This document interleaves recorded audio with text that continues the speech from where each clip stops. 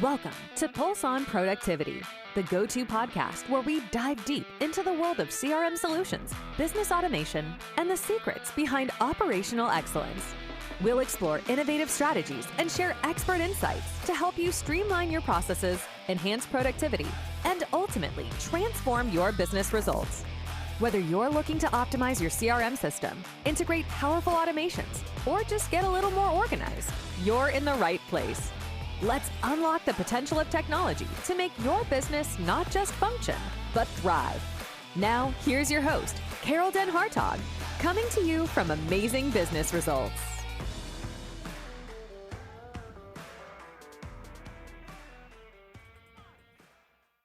Hello, and welcome back to Pulseon Productivity.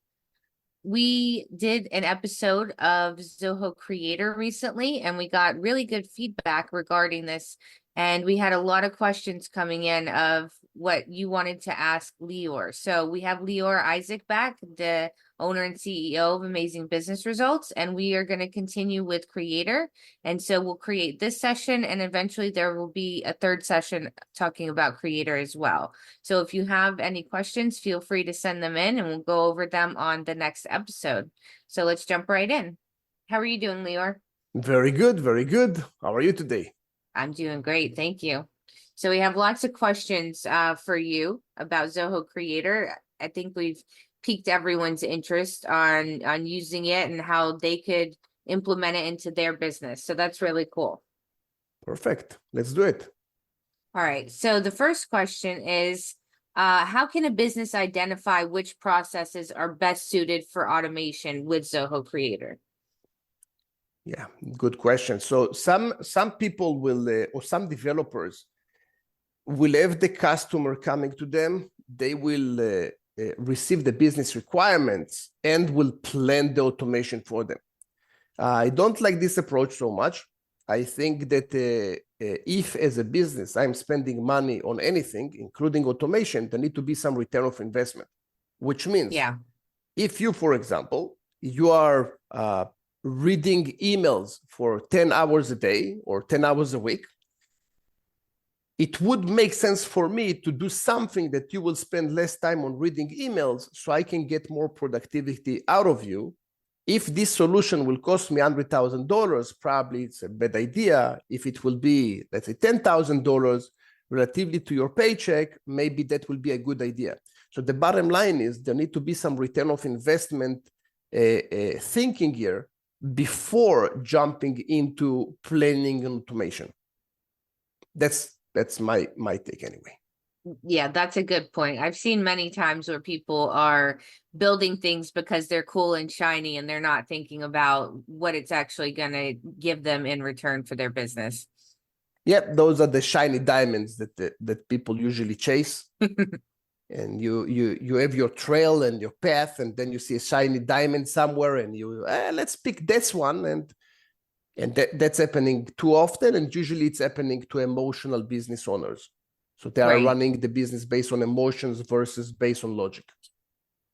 So last time we talked a little bit about employee adoption of the system. So a question we got is, does automation in Zoho Creator impact employee productivity and job satisfaction? Have we seen that increase with our clients that have used Zoho Creator?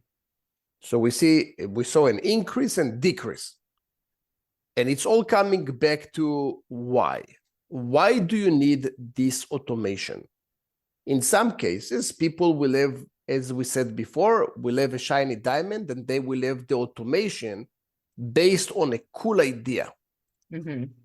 But if I am, for example, a manager, I will work with my team, and I will see that leads are coming, for example, from a third party over email. And I have about 20 emails a day coming from a third party website. I cannot ask the third party website to push it with API to my CRM because they will not do that. In that case, they're sending me emails. If I could have some kind of automation that will parse the emails, will grab the information and put them back in CRM, that will be something that will probably save those 20 emails a day, about, let's say, 5 to 10 minutes per email, plus spelling mistakes and errors in copy pasting that my team is doing all the time, which this is how humans behave. That means that the automation, if it will be a few $1,000s, it's well worth it. Now, if I will give that to my employee, the employee will be super happy because they don't need to make the same mistakes again and again. They don't need to copy paste, and they will be able to have a tool that's doing it for them. Right. Beautiful solution. The return of investment is there. There will be very good satisfaction. Versus doing something cool that then you need to train the employee how to do, and this cool thing is not doing what it's supposed to.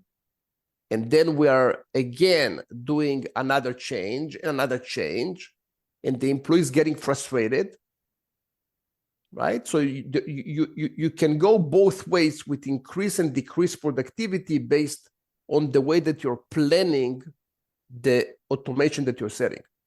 Right. That makes sense. The next question, I think it has a similar answer too, because it's asking about if Zoho Creator could help in reducing operational costs. So I think it's basically the same case. Exactly the same. Yeah, you can increase or decrease. Also, by the way, the more systems that you have in place, the more data that you need to capture, the more work the employee needs to put. Right. So having a system in place, it doesn't mean really that you're reducing the work. Sometimes you're increasing it. So if you increase it, there need to be a nice result at the end. For example, proper reporting for management, that they will know what the employees are doing or where they're losing money. Mm-hmm. So there always need to be a good return of investment. Otherwise, it's a waste of time. So this is a good question. What are the potential risks of automating a business process, and how can that be mitigated? There are many problems, obviously. If we go back to the developer that do not have business experience, the customer will come with some kind of an automation. The automation will not do what it's supposed to because the business owner didn't think about all the different aspects. And then it's a disaster. And we see it again and again. For example, we saw a business owner that have a significant high load of leads coming to their business. And every time that a lead comes from the website, they want to send them some questionnaires. What the developer that did it, that did the automation didn't ask, which that will be the most basic thing, is on which lead sources do you want to apply this automation? So they apply this functionality, and now sometimes people will call in, they will talk to the salesperson, and the agent will enter them manually to the system. So after I asked you all the questions that I need to ask, I will put it in the CRM, I will click on save, and then you're receiving an email saying, hey, Carol, can you answer those questions? And it's exactly the same question that I just asked you. Now, you already spent 25 minutes with me on the phone, and now you need to fill a long form again. And now you're pissed off. And we're seeing lots of cases that automations are not doing what they're supposed to because the business owner is not thinking about the different scenarios, which, by the way, the business owner not supposed to think about it. The architect that is working or the developer is supposed to have those different use cases and supposed to ask the business owner different questions. For example, in our case, whenever we are doing an architecture, we will have a different process for each lead source. Each lead source will have complete different process based on the business needs. Right. Okay. So you mentioned something about when you set up an automation and you don't have a way to track what people are doing. What does that look like? How are we supposed to track things? There are multiple ways. I usually like to track high value automations. As an example, when it's related to money. So money needs to be a closed system, needs to be 100% in, 100% out. There can't be any leakage. So every time that we have any type of automation or API related to money, we are going to log this API in the CRM. So we will see a list of all the requests and also the results. And based on that, we know if there are any problems or if the system is doing exactly what we wanted. Mm-hmm. So are there any best practices for maintaining and updating your automated workflows inside of Zoho Creator? Yes. Before you start the automation, so let's say that we have an automation. When a new invoice is generated, send an email to the accounting to approve the invoice. In that case, step number 1 will be to architect it, which means I take a Lucy chart or Draw.io or any kind of charting tool, and I will chart what will be the trigger. The trigger is invoice created. I will chart what will be the condition. As an example, the lead status needs to be pending or in progress. And the action will be send an email to the accounting team. So there will be a trigger, condition, and action. Welcome to Pulseon Productivity, the go-to podcast where we dive deep into the world of CRM solutions, business automation, and the secrets behind operational excellence. We'll explore innovative strategies and share expert insights to help you streamline your processes, enhance productivity, and ultimately transform your business results. Whether you're looking to optimize your CRM system, integrate powerful automations, or just get a little more organized, you're in the right place. Let's unlock the potential of technology to make your business not just function, but thrive. Now, here's your host, Carol Den Hartog, coming to you from Amazing Business Results.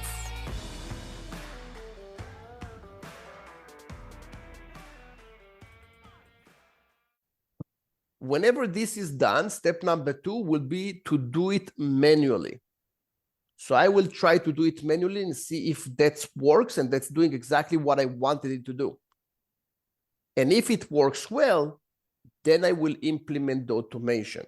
So there are a few steps. Even though I can do it in 1 step, I will do it in 3 steps. Mm-hmm. And that's probably the best practice that we found. You can also add 1 more step, and this is to have another condition that when the invoice name is test. And then it will eliminate the problem that while you are creating on the automation, it will send emails to accounting while something live is taking place, which you don't want it live yet. Right. You're just playing with it now. So that will be probably the best practice to implement an automation. Yeah, that makes sense. Okay. And someone asked, is this something that a business owner could do on their own? Or do they have to hire someone to create a creator application? No, they can do it by their own. A low-code environment like Zoho Creator, it's a beautiful environment to experiment with. I also recommend people before they go to a shop like us to try to experiment. There is a good chance that while they're experimenting, they will see that they actually like it. So some customers will come to us and will say, this is like Disneyland for adults, which I agree, it's super fun. So in those cases, they will play with it, they will have fun, and sometimes they will be able to achieve the solution. I like when business owners are playing with a creator, for example, because whenever they have an idea and they want to implement it, they're able to do it on the fly. They don't need to wait for a developer to do it for them. In case that the business owner is busy, I still like them to know Zoho Creator and to be knowledgeable just in case the developer is out of the picture and now they're not their hostage. which it's a big thing in our company, making sure that customers are not our hostages. Right. So they can kind of maintain the system themselves, even if they're not creating it. That's right. So even when we are doing the deliveries, we will record the deliveries, we'll show the customer what we did, and we'll give it to them. So in case that one day they don't want to work with us, they don't need to start from scratch, because developers will always say, I didn't build it. I don't know what's going on. I need to build it from scratch. Right. So that will eliminate this problem. And so another question I got was, how can a business measure the effectiveness of their Zoho Creator application?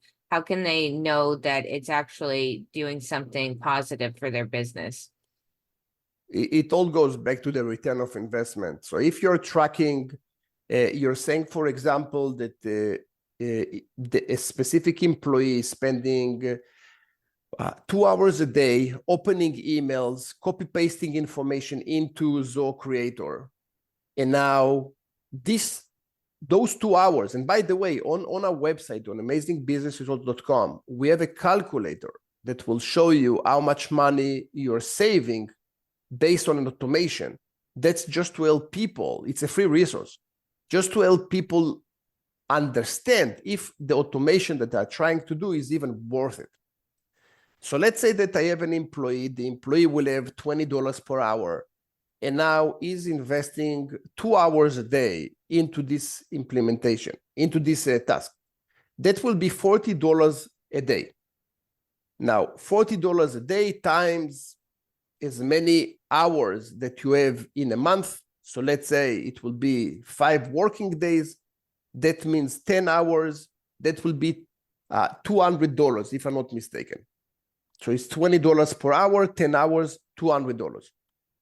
You take that, you time it in a month, you time in a year, and then eventually you have an amount. So let's assume this amount is $50,000. I'm just throwing a number. Right? If the automation that I'm going to create is going to cost $4,000, for example, that means that less than a month, I am covering the cost of this employee. And then if it's doing the work and the employee not supposed to do this task anymore, that means that I have here a good return of investment and this automation is profitable. Okay, that makes sense. It's all about numbers. Yeah. Business supposed to be profitable. Even non-profit supposed to be profitable. Eventually the money goes to different place, but it's supposed to be profitable. That's right. The only reason why someone will have a business. Yeah. So it always comes back to that. Mm-hmm. Okay. So the next question we have, are you able to use AI with Zoho Creator? So this is a big topic. I know everyone's deep into AI right now. Mm-hmm. So we have a project now that it's not live yet. We still have a few months to go. We're pouring lots of money into it. And this is basically a way for our employees in the company to be able to ask an AI questions and not ask me. So we have a level of, we have 6 people in the management right now. And most of us are swamped with questions that can be answered by an AI.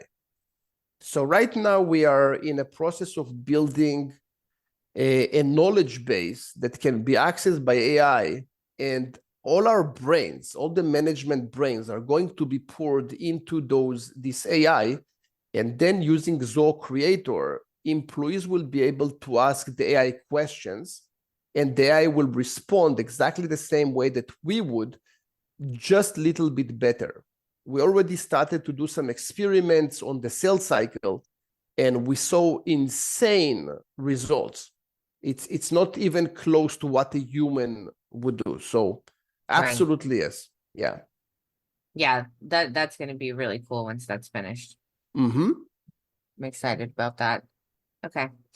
And so for our last question, is Zoho Creator able to integrate with other automation tools or software? So I know that it integrates fully with things inside of Zoho with APIs. So are you able to connect it to other applications as well? Absolutely. Zoho Creator is a fantastic tool to integrate with third parties. You can push information from Zoho Creator to other apps, and you can pull information to Zoho Creator. So it's a full API support system. It's really, really good. And also not that difficult to create those automations and those integrations. Mm-hmm. Perfect. Okay, well, that's all the time we have for today. Thank you so much for joining us on Pulseon Productivity. I hope you enjoyed, and we'll see you next time. Thank you for having me, Carol. Thank you for tuning in to today's episode of Pulseon Productivity. We hope you found the insights and strategies shared today enlightening and actionable. At Amazing Business Results, we're dedicated to helping you leverage the power of CRM and automation to drive your business forward. Don't forget to subscribe to our podcast on your favorite platform to stay updated with the latest in business efficiency and tech solutions. We love to hear from our listeners, so please leave us a review or reach out with any questions or topics you'd like us to cover in future episodes. And remember, efficiency is not just about doing more, it's about achieving more.